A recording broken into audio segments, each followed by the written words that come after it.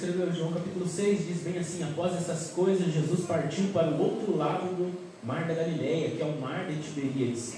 E uma grande multidão o seguia, porque eles viam seus milagres que operavam sobre os enfermos. E Jesus subiu ao monte e assentou-se ali com os seus discípulos. E a Páscoa, a festa dos judeus, estava próxima. Então Jesus, levantando os seus olhos e vendo que uma grande multidão vinha até ele, disse a Felipe: onde nós compraremos pão para que estes possam comer? Mas Jesus dizia isso para pôr a prova, porque ele bem sabia o que ia fazer. Filipe respondeu: 200 denários de pão não são suficientes para que cada um deles tome um pouco. Um dos seus discípulos, André, irmão de Simão Pedro, disse-lhe: está aqui um rapaz que tem 5 pães de cevada e 2 pequenos peixes. Mas o que é isso para tantos? E disse Jesus: fazei os homens se assentarem. E havia muita grama ali naquele lugar. Assim os homens se sentaram em número de aproximadamente 5.000. E Jesus tomou os pães e, havendo dado graças, ele distribuiu para os discípulos e os discípulos para os que estavam assentados. E do mesmo modo os peixes, quanto eles queriam. E quando estavam saciados, ele disse aos seus discípulos: recolhei os pedaços que sobraram, para que nada se perca. Recolheram, pois, e encheram 12 cestos de pedaços dos 5 pães de cevada, que sobejaram aos que haviam comido. Então, vendo aqueles homens o milagre que Jesus tinha feito, diziam: este é verdadeiramente o profeta que devia vir ao mundo. Amém, irmãos? Podem tomar assento, por bondade. Quero agradecer a Deus essa oportunidade por estar ministrando mais uma vez a palavra do Senhor, com muito temor.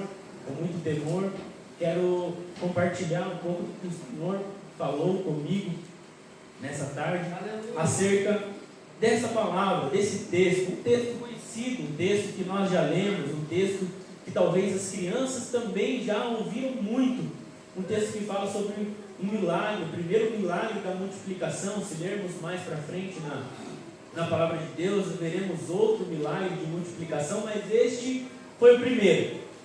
E eu achei bem pertinente essa palavra que veio ao meu coração, pois estamos em uma semana de oração, em uma semana em que nos dedicamos, em que nos esforçamos, em que estamos com o mesmo propósito, uma mesma vontade em nossos corações de buscar a Deus. Nos propomos a fazer isso e assim o estamos fazendo. Já começamos hoje no domingo, o primeiro dia da semana, prostrados aos pés do Senhor, e assim sucessivamente estaremos aqui na casa do Senhor, na segunda orando, na terça orando, e todos os dias da semana buscando a Deus. Quantos estarão aqui buscando a Deus? Levante suas mãos. É uma oportunidade, é um privilégio de estarmos na casa do Senhor. Eu falei na quarta-feira o privilégio que nós tínhamos, e aquela palavra que eu falei acabou falando, acho que mais comigo do que com a igreja, porque realmente, meus irmãos, é um privilégio estarmos aqui, é um privilégio estarmos na casa do Senhor buscando. Muitas pessoas até queriam estar aqui, mas não estão, estão passando por uma dificuldade, estão passando por um problema, estão amarrados, o inimigo as amarrou de tal forma que elas até queriam estar aqui, mas não conseguem, até queriam dobrar os seus joelhos, mas não conseguem, porque estão presos no pecado, estão presos pelo inimigo e não têm mais forças. Mas nós estamos aqui louvando ao Senhor, nós estamos aqui adorando. Às vezes você pode pensar que está desanimado, às vezes bate aquele pensamento na tua mente: nossa, estou tão desanimado. E na verdade você não está, meu irmão. Sabe por quê? Porque você está aqui hoje, adorando e exaltando o nome do Senhor. Você está indo da tua casa, você se dispôs, você vestiu a sua melhor roupa no domingo e está na casa do Senhor. Então você não está desanimado. Sabe por quê você não está desanimado? Porque o Espírito Santo te dá força, o Espírito Santo te capacita, o Espírito Santo te impulsiona a louvar e exaltar o nome do Senhor. Levante as suas mãos e dê um glória a Deus. Levante as suas mãos, inspirado pelo Espírito Santo, adorar o nome do Senhor. Aleluia. E nós estamos, talvez, podemos pensar aqui que nós estamos talvez como essa multidão. Às vezes a gente nem se deu conta, mas talvez nós estejamos aqui na casa do Senhor como aquela multidão que estava ali seguindo a Jesus. Aquela multidão que estava ali seguindo a Jesus, ela estava buscando alguém que poderia resolver os seus problemas. Porque, como o texto disse ali logo no início, elas estavam querendo Jesus para que fossem curadas, porque havia naquela multidão muitos enfermos. Aquela multidão estava buscando algo da parte de Deus, e pode ser exatamente o que nós estamos fazendo aqui hoje, buscando algo da parte de Deus, buscando algo da parte de Jesus Cristo, talvez um milagre para a nossa vida, talvez uma bênção para a nossa família, talvez uma porta de emprego, seja qual for o seu problema, seja qual for o seu pedido, saiba que o Senhor está ouvindo, e o Senhor está preocupado em ouvir, e o Senhor está consciente de que o povo que o busca quer algo, e o Senhor está ciente de que o povo que está aqui clamando, aqui louvando, quer algo da parte dele. Quantos querem algo da parte do Senhor? Quantos querem algo? Talvez você não veio nem pedir algo, uma bênção material ou um milagre. Talvez você veio aqui somente para sentir a presença de Deus, porque você estava em casa abatido, você estava em casa com o coração aflito, e de repente veio aquela palavra no seu coração, na sua mente: mas se eu for na casa do Senhor, ali encontrarei descanso para a minha alma, ali encontrarei um refrigério para a minha alma aflita. Talvez você estava na sua casa pensando, assim como o salmista, se questionando: por que eu estou abatido? Por que está abatida a minha alma? E daí você se lembrou: espera em Deus. E não só esperar em Deus, você veio buscar em Deus o refrigério para a sua alma, alegria para o seu coração, para as suas emoções. E agora você tem encontrado, uma lágrima sai do seu rosto, aquela alegria do Espírito Santo enquanto louvamos aqui com as crianças, com os jovens, adolescentes. Enquanto estávamos aqui, enquanto louvávamos, o Senhor já falava conosco, o Senhor já trazia paz aos nossos corações. Essa multidão que estava ali diante de Jesus, eles estavam buscando algo. O que aquelas pessoas estavam buscando? Elas estavam buscando um milagre para as suas vidas. Elas ficaram sabendo que Jesus curava, elas ficavam sabendo que Jesus fazia milagre e operava sinais, e elas foram ver quem era esse Jesus. Estima-se, segundo um teólogo, o D.A. Carson, ele fala bem assim que o texto diz que havia 5.000 homens, mas poderia ter ali um total de 20.000 pessoas, porque nessas contagens que são realizadas na palavra de Deus, eles não consideram mulheres, crianças. Então poderia ser que 20.000 pessoas estavam ali para ouvir ao Senhor. Já pensou? É mais do que talvez em um estádio, um evento muito grande, que vai 20.000 pessoas. E aquelas 20.000 pessoas estavam ali, possivelmente 20.000 pessoas querendo ouvir Jesus, querendo uma palavra, querendo um milagre. Aquele mesmo Jesus, meus irmãos, estava lá 2.000 anos atrás, em que 20.000 pessoas estavam querendo Ele, e buscavam Ele, e navegaram até para um outro lado do rio para buscar a sua presença. Este mesmo Jesus está aqui hoje. Esse mesmo Jesus está aqui, meus irmãos. Ele pode curar, Ele pode salvar, Ele pode transformar as nossas vidas. Hoje pode ser o dia que Jesus marca na tua vida, nas nossas vidas, aquele dia que tem o antes e o depois.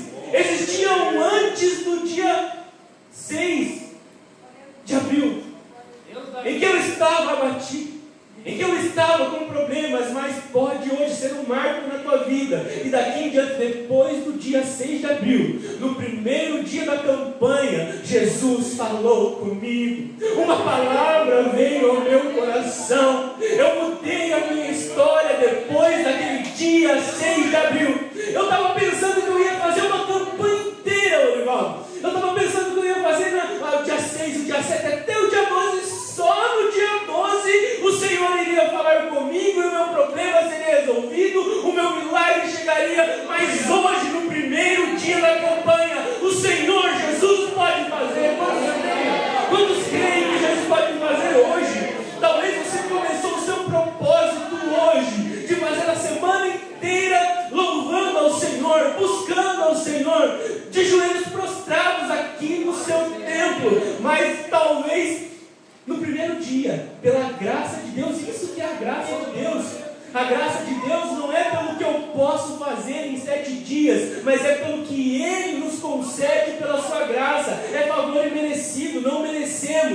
Talvez você pensava que ia fazer 7 dias, então esse mês Jesus vem com a sua graça hoje e derrama da sua bênção e traz o milagre e traz aquilo que você precisa para o seu coração. Talvez os outros dias da semana, meus irmãos, vai ser somente vai ser somente de ação de graças por aquilo que Deus fez hoje. Aleluia! Eu quero muito que nós estejamos aqui no restante da semana buscando ao Senhor, mas não talvez com um pedido, mas sim com um agradecimento pelo que Ele já fez hoje. Ele pode fazer hoje. Busque hoje o Senhor. Busque hoje enquanto se pode achar. Nós nem sabemos o dia de amanhã, mas hoje nós sabemos. Enquanto estivermos aqui, sabemos o que Ele pode fazer e vamos buscá-lo. Amém, irmãos? Glória a Deus. A palavra do Senhor nos diz que Jesus ele começa a interagir com os discípulos primeiramente. Antes de interagir com a multidão, ele começa a interagir com os discípulos. E ele começa a provocar os discípulos. Um deles é Filipe. Jesus ele provoca Filipe. Ele fala: como que a gente vai, Filipe, alimentar essa multidão? E o Filipe se desespera, porque o Filipe ele não está olhando para quem está diante dele, ele está olhando para as circunstâncias, e diante das circunstâncias ele diz: nem 200 denários, 200 denários é o equivalente, um denário, para os irmãos terem uma ideia, era o equivalente a um dia de trabalho. Imagine que um ano tem 365 dias, então 200 dias trabalhados poderia ser, se a pessoa trabalhasse de segunda a sexta, poderia ser um ano de trabalho. 200 dias trabalhados. Imagine, era Filipe dizendo para Jesus: nem se nós trabalhar um ano, a gente talvez consiga alimentar todo esse povo. E pode ser que falte, porque são 20 mil pessoas. Filipe estava olhando para as circunstâncias. Filipe estava olhando para o problema. Filipe estava olhando para a sua incapacidade de fazer algo.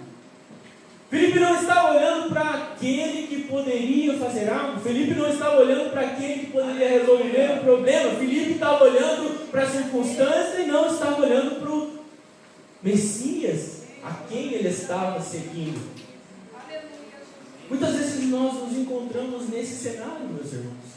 As dificuldades, os problemas nos assolam de tal forma que nós apenas conseguimos olhar para o problema. Apenas conseguimos olhar para a enfermidade, para aquilo que está nos assolando. E por um segundo de tempo a gente esquece de olhar para o alto. Olhar para o Deus que nós servimos. Olhar para aquele que deu a vida por nós. Olhar para aquele que fez a maior obra possível em nós, a salvação. Olhar para aquele que derramou o seu sangue na cruz do Calvário. Nós deixamos de olhar para esse Deus, para esse Jesus, que tudo pode, que tudo faz, que tudo é, e começamos a focar no problema, na dificuldade, na enfermidade, na tribulação, na aflição. Então a nossa cabeça começa a pensar e começa a sair do prumo. Mas olhemos para o Senhor Jesus nessa noite. Olhemos para o autor e consumador da nossa fé. Que os nossos olhos estejam fixos nesse autor e consumador da nossa fé. Porque Ele pode sim trazer a solução para o nosso problema. Ele tem poder para curar. Ele tem poder para fazer. Aleluia, Ele é soberano. Olhemos para o Senhor nessa noite. Ele pode fazer. Por um segundo, deixe o problema de lado. Olhe para Jesus. Olha para quem está diante de você nesse momento. O Senhor Jesus está aqui. Ele está esperando que você olhe para Ele, aleluia. Ele está esperando para que a sua voz direcione algo para Ele agora. O Senhor Jesus está aqui. Filipe, ele olhou para a situação e esqueceu de Jesus. Ele tentou de alguma forma pensar: o que eu posso fazer? O que de repente poderíamos fazer aqui para alimentar essa multidão. E ele estava diante de quem podia alimentar a multidão. Ele estava diante de Jesus. Outro discípulo que é mencionado no texto que acabamos de ler é o André. O André, diferente de Felipe, ele tem um pensamento, ele tem uma atitude diferente. Ele pensa: mas e se nós trouxéssemos alguma coisa diante do Senhor? E se nós trouxéssemos, se nós fizéssemos alguma coisa? Porque o Felipe está lá, o Felipe já deve estar em depressão lá no canto dele. Não vai dar para alimentar a multidão. Está chorando lá já no cantinho. Não tem jeito, acabou tudo. Não é para mim. Não tem mais jeito. Essa multidão vai passar fome, tadinhos. Eles vieram aqui em busca de pão e não vai ter pão. Mas o André, ele pensa diferente. O André, ele vê um menino. Ele vê um menino na multidão.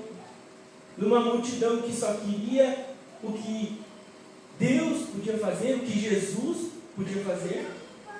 Aquela multidão, a gente já falou aqui, eles estavam em busca de algo, eles estavam em busca de um milagre, eles estavam em busca de uma bênção, eles estavam em busca da solução do seu problema. Mas no meio dessa multidão tinha um menino, tinha uma criança talvez, e no meio de uma multidão que queria algo, tinha alguém para oferecer algo pequeno, pouco, mas tinha. O que é que você tem para oferecer ao Senhor nessa noite?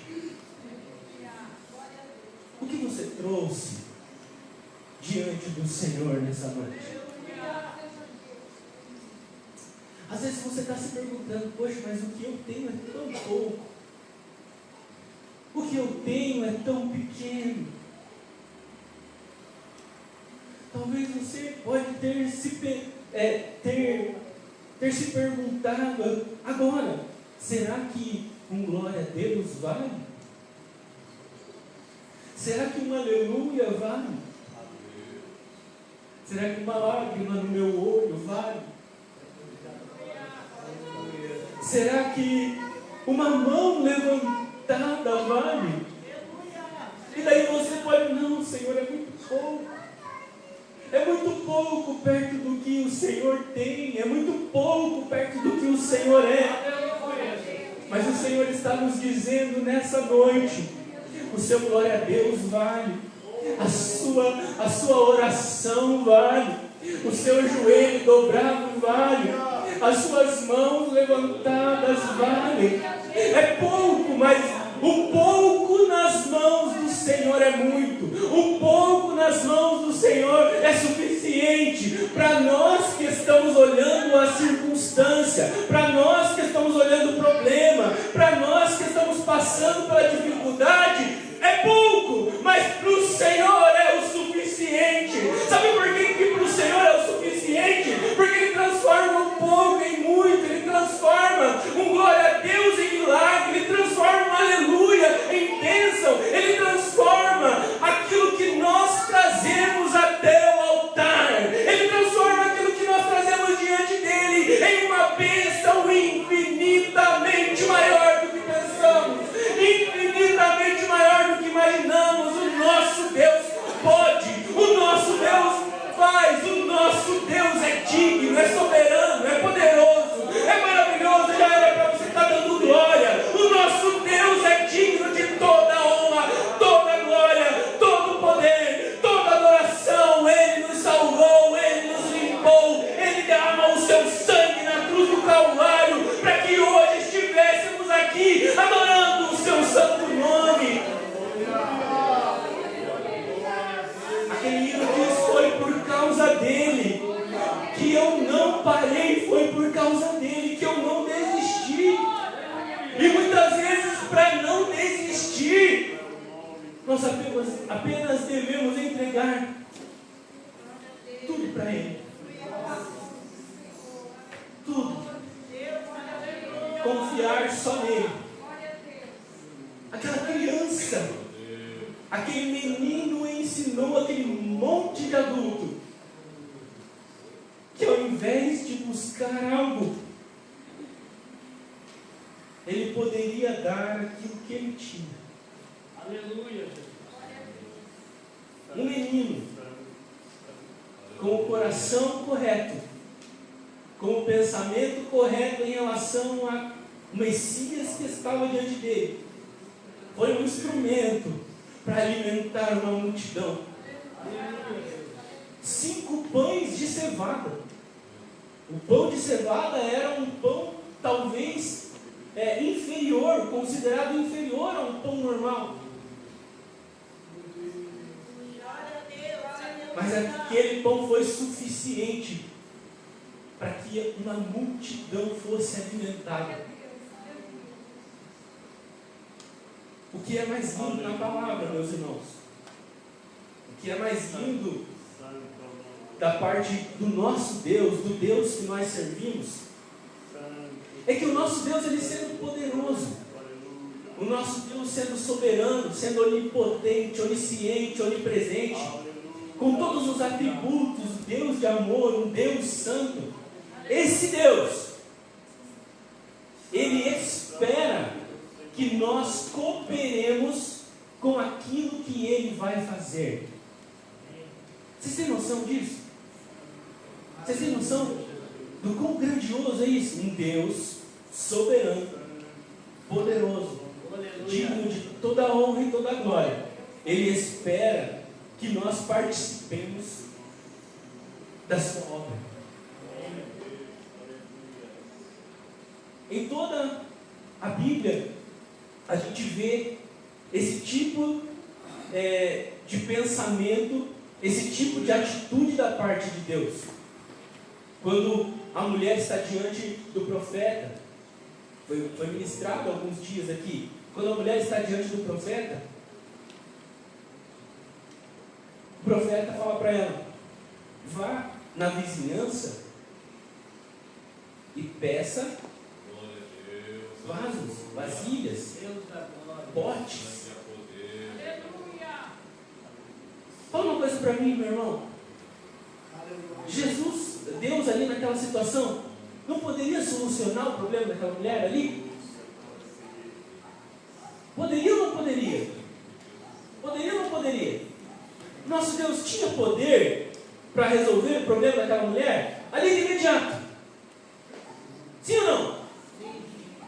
E o que ele fez? O que Deus fez naquela situação? Vai lá, recolhe, peça para os seus vizinhos, para toda a vizinhança, potes. E aquela mulher foi. Ela pediu: você tem um vaso para mim? Você tem um vaso para mim? Imagina aquela mulher: eu nem sei o que Deus vai fazer, mas eu pedi. E ela foi na fé. Você tem um pote aí para mim, irmão? Pastor José Carlos? E ela foi, vizinha a vizinha, ela recolheu um monte de potes. Ela cooperou naquilo que Deus ia fazer na própria vida dela. Olha só que coisa maravilhosa. Será que aquilo que nós estamos pedindo para Deus, Deus já não falou para nós fazermos antes? Darmos talvez um passo de fé? Outro exemplo, Jesus, quando ele vai ressuscitar Lázaro, Jesus ele chega lá.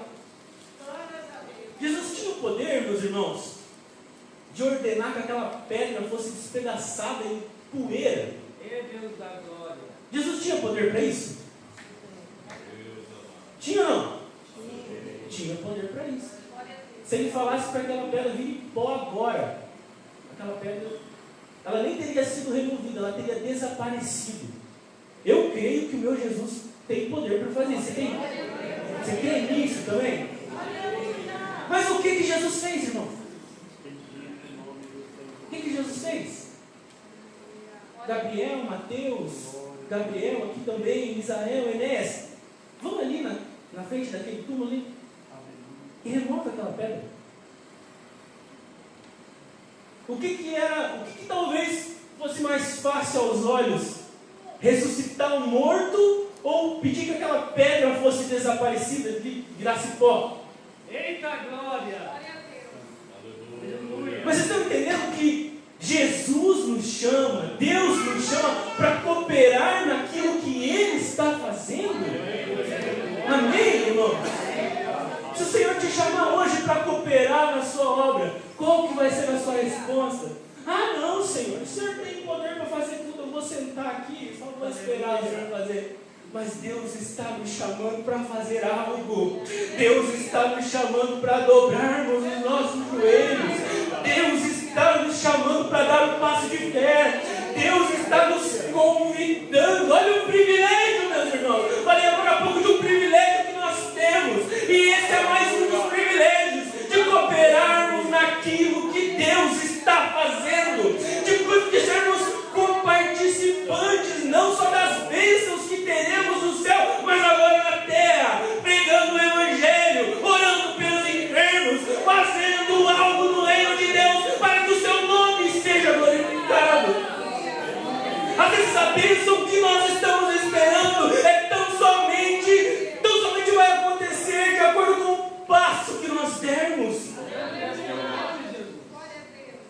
Dê um passo nessa noite.